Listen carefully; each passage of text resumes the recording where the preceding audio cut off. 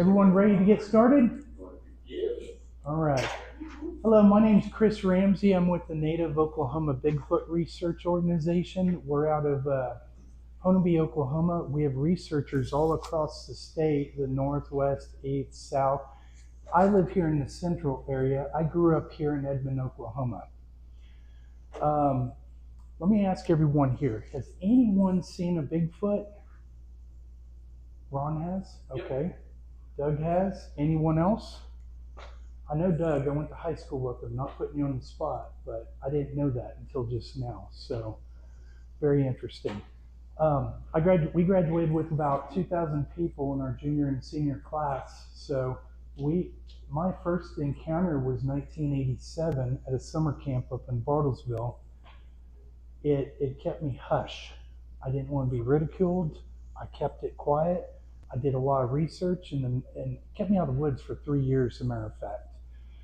And then I got involved in explorers, and police, fire, EMS, all that kind of stuff. I became a paramedic down the road. Finally started looking into it, and then in the 90s with the BFRO, started seeing a lot of the same things that I saw. That's a little of my background, growing up here in Edmond. 1982, does anyone know what happened here in Edmond in 1982? Okay. Make a distinction.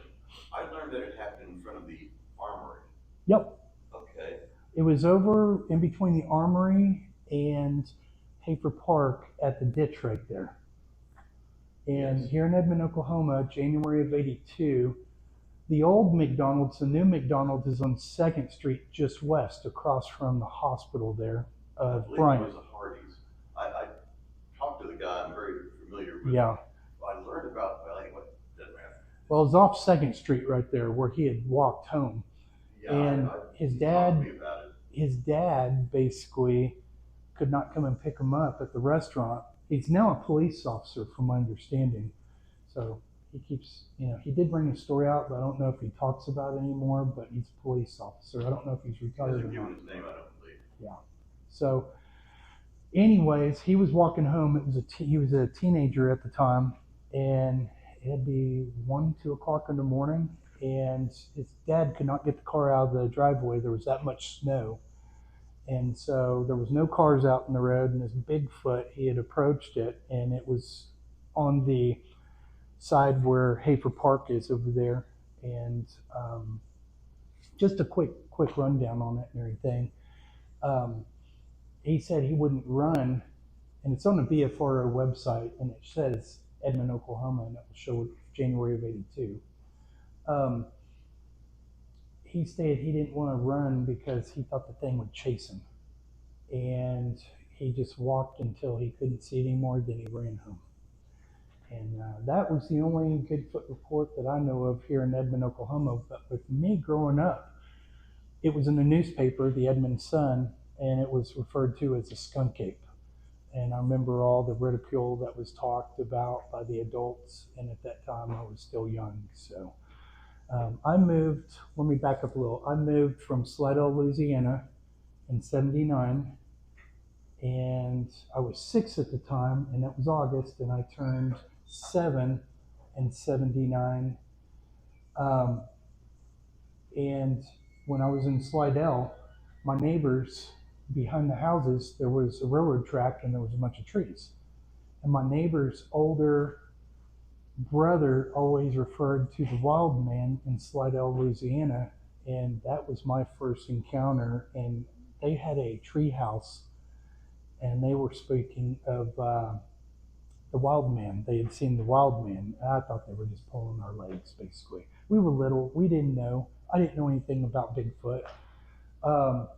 Even in 87, when I had my encounter, I didn't even know anything about Bigfoot. So it kept me out of the woods for 3 years. Now I'm just interested. Last year I had an encounter 15 to 20 feet from one, and I was just I thought it was the coolest thing. And I had my phone right here recording it. Something told me to get my phone out. And yes, Brian's seen it, and the SBA, Southern Bigfoot Alliance, did a study on it, and Brian let's see here. It was Shane Church and Brian Hoolan. Brian did the video where he could see the outline of a Bigfoot really close to me, but I couldn't see it because it was at 525 in Honolulu, Oklahoma, southeastern Oklahoma, and the sun was going down. And when I originally seen it, I seen the eye shine, and the eye shine does not compare to the video from what I saw. It was fluorescent, and it was still the coolest encounter I've had yet to this day. So we're hoping for more encounters, right, Brian? And it's on the SBA website, my encounter, and from last year. It was the last day of September of last year when this happens. Have we ever put that video that's been enhanced out anywhere that we can see that?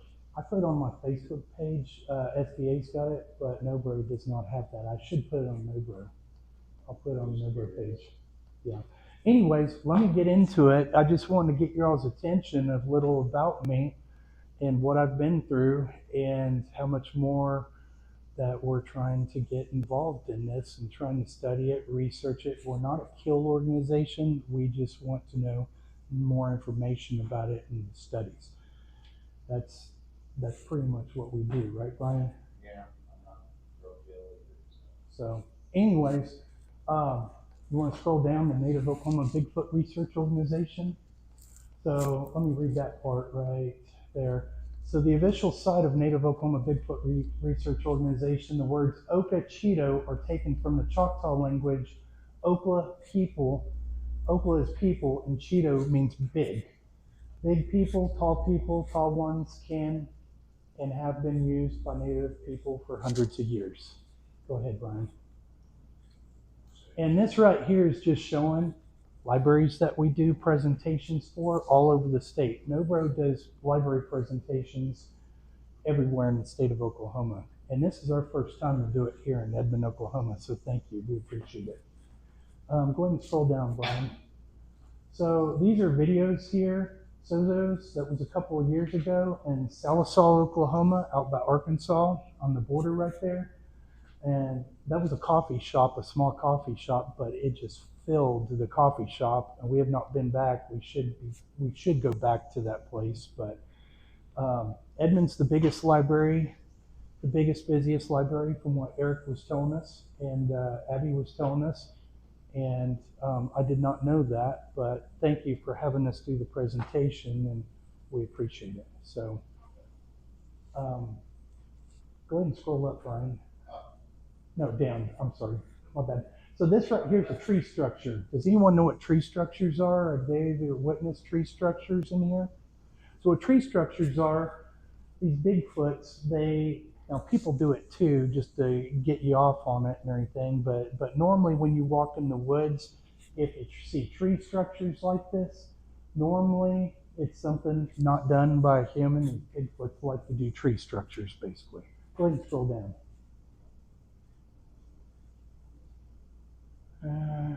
Yeah, keep on.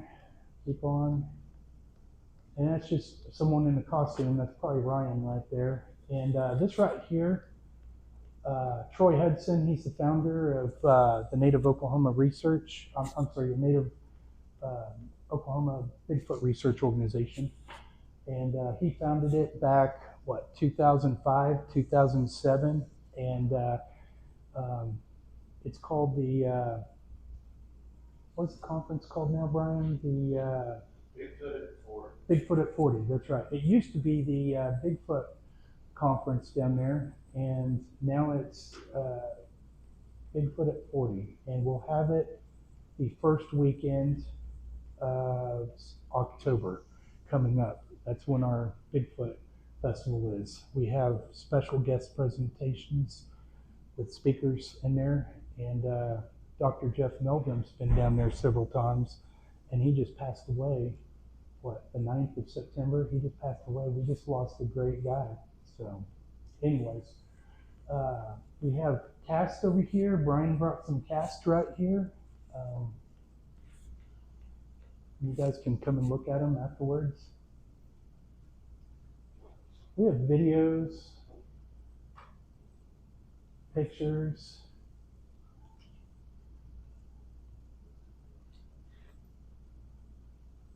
And we're on Facebook too. So, okay, let's go to About Us, Brian. Yep. So this is what Honolulu looks like over here in the southeastern Oklahoma. It's so beautiful. There's a lot of valleys like this going up and down, a lot of trees, just small mountains in there. It's just absolutely beautiful. It's off of Honolulu, Oklahoma. Has anyone been to Honolulu? You have? You have? It's off of I-44 down there in southeastern Oklahoma and Indian Highway, basically. But go ahead and scroll down. Hold on a minute. So the Native Oklahoma Bigfoot Research Organization was founded by a group of Oklahoma residents that have been involved in Sasquatch research and investigations for the past 15 years. These investigators and researchers come from all walks of life. They represent the tribes of Choctaw, Creek, Cherokee Nations. The Native Oklahoma Bigfoot Research receives and responds to reports from all over the state of Oklahoma. They have conducted investigations that involve tribal, public, and private lands. They have responded to reports that have occurred within hours of the witness seeing something to reports that are years old in nature. So even if the reports are old or new, we still take reports. So anyone that has had a sighting, you're more than welcome to fill out a witness form and fill it out. You can take it home with you. And you can go anonymous if you like, but if no one's got one, that's fine too. So, all right, these are the districts we have. So, that's the Southeast District. So Troy Hudson, our founder, does the Southeast, and he's got his email there. Christian, he has his email, and Joseph has his email. Go to the Northwest. So we got other people, and then if you go to the very bottom there, that's Brian right there. Red Dirt Cryptid. Yeah, there you go. So Brian's got that entire district by himself because he's the only one in that district right there. So, yeah. Let's go to Media Press Kit. Okay. The Native Oklahoma Bigfoot Research Organization is a nonprofit organization that assists tribal communities in education events and programs based around Bigfoot Sasquatch research. The media contact is Ryan and Troy. Those are our logos, and there's a tree structure right there, cast. Something Brian did right there. Weren't you on the news on that, Brian? On that one? What? Oh, that's me. I thought it was. Oh, yeah, I was on the news. Okay. That's on the midnight feature, I think. And let me see this right here. So there I am. There I am. There's Brian and some of our members in the group right there. And Charlotte couldn't make it. She's part of our group too right here. Charlotte and Coleman's with Brian on his group. So,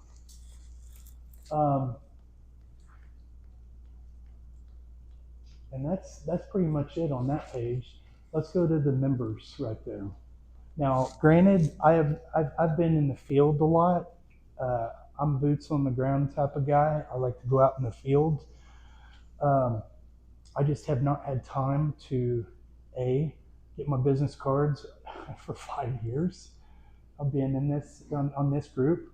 Have not got my picture or my information on here, so I'm not in here. But I've got pictures in here with me with the videos and everything. I just need to get that information uploaded. I think it's time for me to do that. So my apologies on that. But these are all the members here. And Evans right there. Tom Crabtree. Scott Starr. And Brian. Look at that handsome devil. Yeah. Let's go to sightings map, Brian.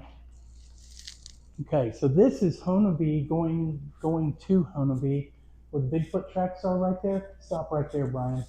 This one right here. Click on. Here, let me show you which one. I got to figure out how to zoom. Oh, okay. I I think it's. There we go. I'm lost without I my think mouse. it's that one. Click on. See what it says on that one right there. This one? Yep. That's yours. Yep. Okay. So this was my encounter in 1987. Been going to summer camp there for a couple of years, and this is in Osage County, and it was a Class A sighting, and this is where it started for me. Class A is where you see it. Class B is when you hear things, vocalizations, right, Brian?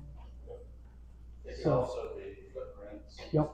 Or, and I think tree structures and stuff like that. But did you find footprints, or you get a hair sample, or some kind of physical evidence that's Class B? So, anyways, 1987, the summer of 87, I was at church camp, and this was up in the Tulsa area. I live in the Oklahoma City area, but I had no clue anything related to Bigfoot. And in 1987, it changed my life forever. When you have a Bigfoot encounter, you never expect it, and it does change your life. Either A, it kept me out of the woods for 3 years, or B, it just is something to a person once you have a sighting, basically. And it's supposed to be folklore, not be something not to be there. But if you have never seen one, it's like, no big deal. But if you have had a sighting, it changes your life. And I've never done drugs, never done alcohol. I mean, I don't drink or anything. And people always ask me that. And it's like, no, nothing like that. I know what I saw. And now I just want to educate other people. I want to educate myself. I want to know more about it. And that's where I'm at, basically. For the record, I've done drugs and alcohol. Okay. Good enough, Brian. So I was just making my points.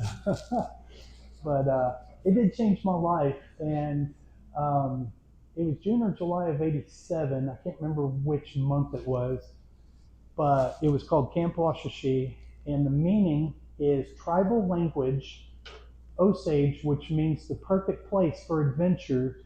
It was once Indian land over there. It's pretty close to the Osage Hills State Park. There's a river over there, and a Highway 75 is over there. But now it's a Girl Scout camp, and 500 acres or more. How it started. Okay, this is how it started. We usually swam in the evening time before it was dark. Well, I remember we were rewarded at that time. We got an extra swim time that night, so we went for a swim, and one of our favorite activities. And that's pretty much what happened. And we came back through the woods that night, being teenagers, loud and running through the woods or just making a lot of noise coming back. And from the pool to our tent, it took maybe 2 to 4 minutes to get back, maybe 5 minutes to get back through the woods, just being teenagers, being rowdy, basically. We came back through, brush our teeth, getting ready for bed, lay down, and my feet is laying right there, and it's about 30 to, I don't know, a little over 30 inches maybe over the ground of the base is brought up about 30 inches, the wood platform. And the tent, the A-frame tent, it's a canvas tent, and it comes up like this, and the top of the opening of the canvas tent is about 8 foot tall. Well, everyone's laying there, and I'm still up, and I'm trying to go to sleep, and I'm just sitting there. And I don't hear it, but the thing comes up and looks in, 2 eyes, and I just see red eyes just shining in at me. And it scared me so bad that I went to sleep right there. And next morning, I remember getting up, looking around my tent for anything, any kind of tracks or anything, just looking around, nothing. Don't see a thing. And that was my encounter, basically.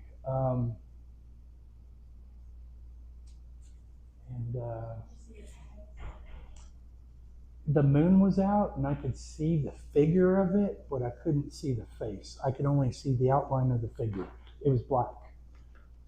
Red eyes just glowing at me, but it was black. Okay, let's go to the next one, Brian.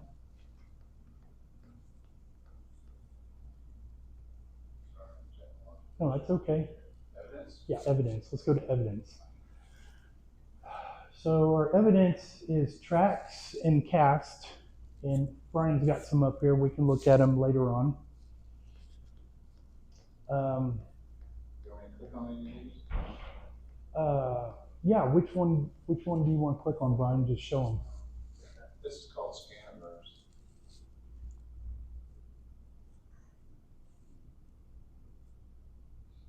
It's a new app you can put on your phone, and it will show the footprint, and it shows it better than you can see with the visual eye. So we use Scaniverse on their phones. It works.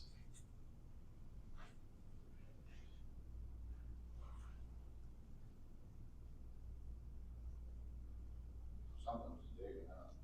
Mm-hmm.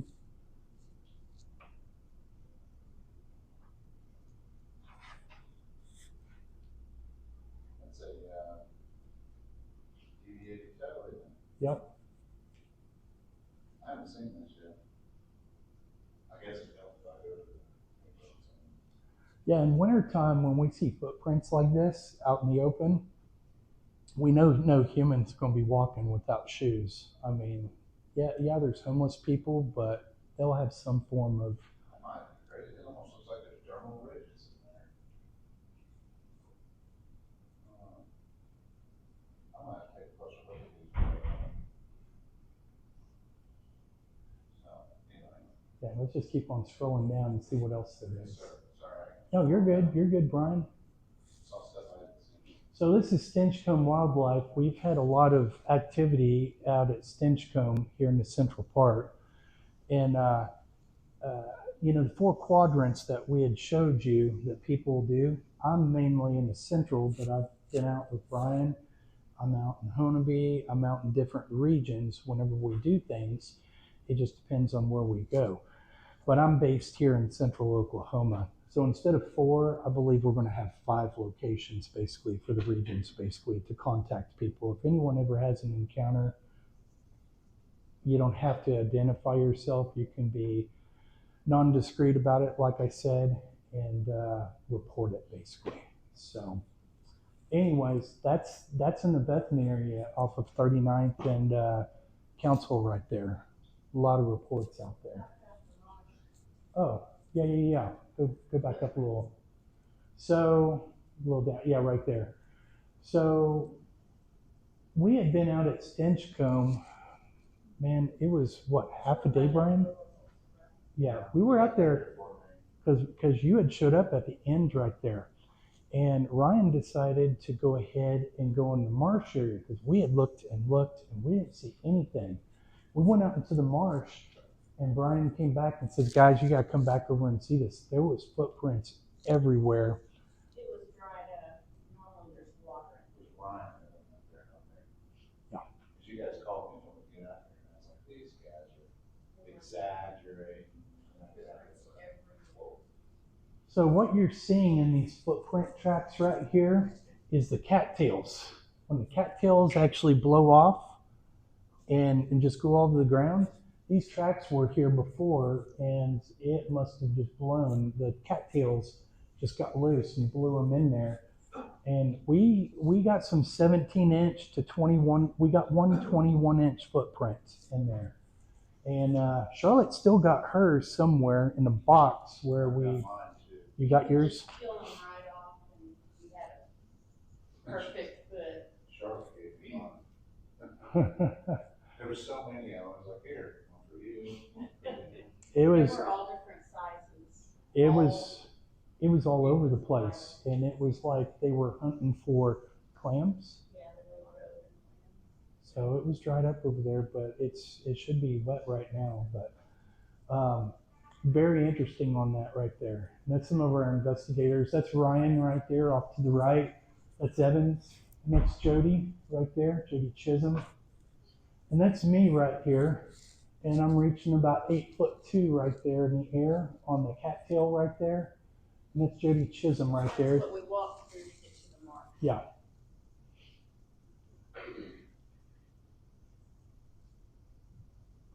Just more footprints, more evidence. This right here is out in Tulsa over at, Sand Springs, yeah, and Chandler Park. that was it. And Ryan and Jim Mordecai casted that right there. And there's just one track, and they casted it, and it was a pretty good sized track right there. So we're finding them all throughout the state. And for the record, don't do this. Right on top of the track. Yeah, that's, you can get your point across by putting your foot off to the side, don't put your foot inside the track. So that makes researchers cry. And I've got a list of how you can track tracks up here on the table if anyone wants one. Jim casting some tracks. Talk about the foot base, it's calories, different from ours. Go ahead. In the middle of it. No, go ahead, Charlotte. Go ahead. I trust you. Go ahead. You can do it. So the foot in the middle is not like ours. If you ever see a crack, it comes up in the middle, like ours, Mid-tarsal break. and there'll be like a pool on the dirt. Where ours would make flat, and then in the middle there's kind of this, you'll see that sometimes. Yeah, their feet are much wider than ours and much longer. And Kind of see a little bit of a, image there. I tried to put it on the okay. so, but sometimes the footprints are just flat. Hey Brian, was this on the dirt road where all those tracks were found? That was at Stinchcombe. Yeah. That was, and we find tracks over there all the time. Eric and I went over there about a year ago.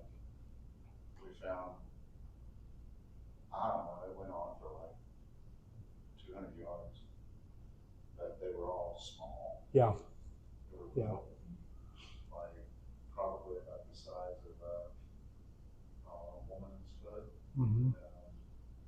But it was white, and we did a video of it, but we didn't cast it.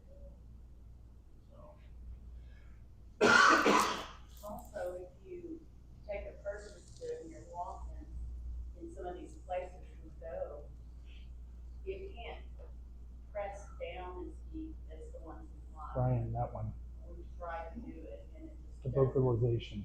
There's like a deeper level on the Bigfoot foot. How far apart are those footprints typically? The The strides, how far apart are the tracks? way that they walk is One in front of the other. one in front of the other. it depends on the size of the specimen. Yeah. Right. But if I'm 6'3", and if I do a stride, their strides are so much longer than mine. And that's what I'm getting at. Yeah. Big stride for a human, probably about 36 inches. And that's if you're trying to make some ground. There's been stride lengths of 54 inches. 56. Yeah, 56. So it just depends, and even then, that's assuming that it's going from point A to point B, it's on a mission. If it's just leisurely going, I think the stride lengths will probably be less. It's just like if we were walking somewhere. A lot of the prints that we find, they don't have long stride lengths, it's because, like in the marshes, they're wandering around, they're looking for something, so they're not taking long steps, they're just kind of putting around, looking, it just kind of depends on what their mission was. So go ahead and play the yell.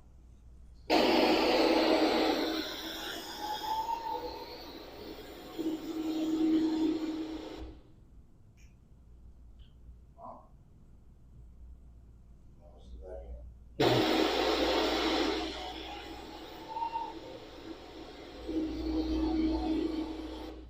So that's a pretty soft one, but if you hear the Ohio yell, it's pretty interesting to hear the Ohio and I've the, heard it twice. yeah. Say when. Do the wood knock one. Do one of those. Yeah, do one of those.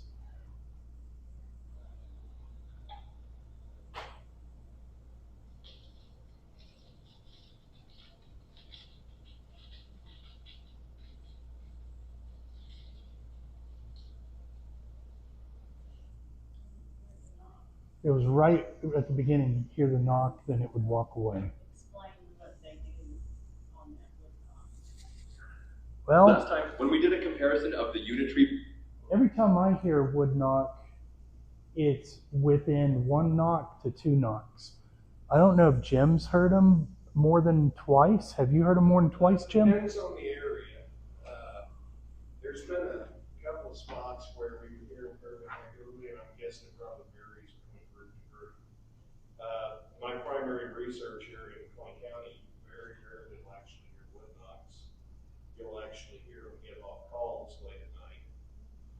However, I have heard PVC pipe getting well against a tree out there. Okay. So, If I just finished up around the school therapy or corn, I'm trying to make sure they get all of it out. Well, but doing anyways, hard work out there. They're gonna have to work on some plumbing issues. Had a stack of pipe and one got taken.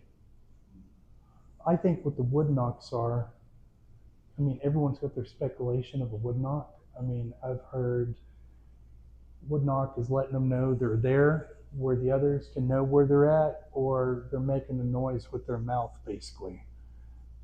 I don't know. I've never seen it up close before. It's just what we hear. So, They have specific ways they communicate with each other from our experience in hearing all of these different noises everywhere we go. They're basically the same types of noises. right. Okay, let's see what else there is. There's wood structures, well, a bunch of trees basically just uprooted. Brush structures,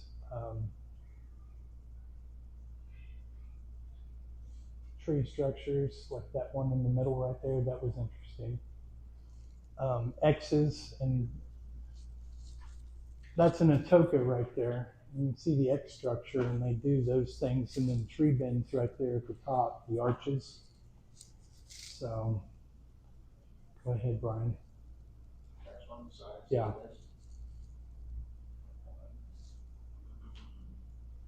Okay. That's the Indian Highway over in Honeby. And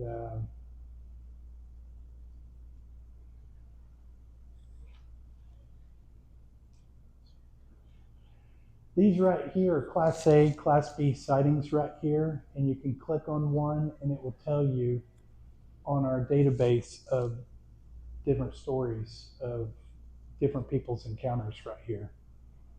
How do you get to that? You click on the little expand button. I mean, is that just ours or can we look? Oh, yeah, I mean, NOBRO has it, it's public, it's on their website, it's just a link. Here, let me back up. If you go here and you're in, go to Sightings database, you just have to scroll down here, the little deal is just click here. And it'll just upload it. Yeah, it's on the NOBRO website. It's free to the public. Yep, anyone can look it up. You have your video that you were talking about earlier that we can watch? That would be on the SBA, but I'd have to look at it. I could send it to you later on. I could do that. It looks So like they printed down 150 case files there for you guys to see. yeah, And scroll through, and if you do it right, you can actually say, for instance, you're only interested in a certain area. You can go in here now. Actually, this does look a little bit different from mine.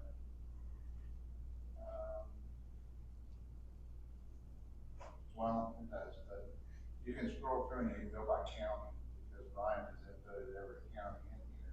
So you can just scroll down through there looking just for your county, and you can go through and see if you just want a specific area. yeah, But every single one of these has got a classification and a story, and sometimes, people are anonymous, sometimes Yeah. they're not, so.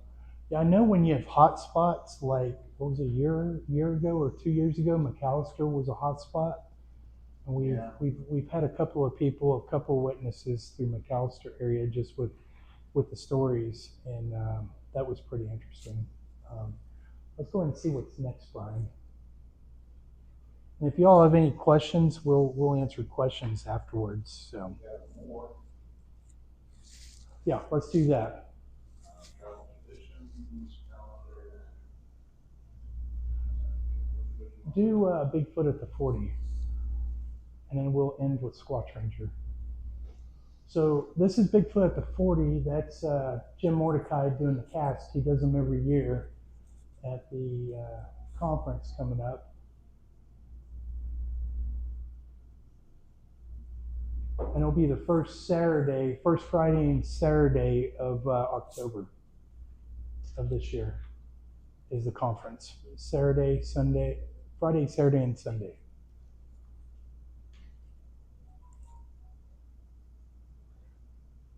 And this is our big event of the year, right, Brian? Yeah. Pretty much. And then the last thing I want to go to, since it's 45 after, is let's go to Ryan's page, Squatch Ranger.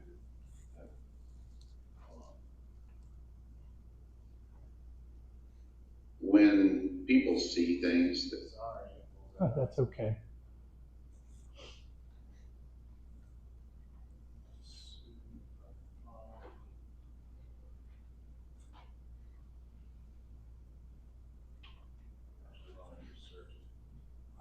That's all right. Well, Squatch Ranger is just Ryan puts out a bunch of our camp expeditions when we go on a spring or fall camp out, basically, which we're fixing to do a fall camp out in November. And Ryan will put it on his post. It's called Squatch Ranger. And he's got a lot of our events on Squatch Ranger. So feel free to look at it. Feel free to look through the website. If you all have any questions after we're done, just shoot Ryan or I a question. And I'm done with the presentation through NOBRO. Thank you.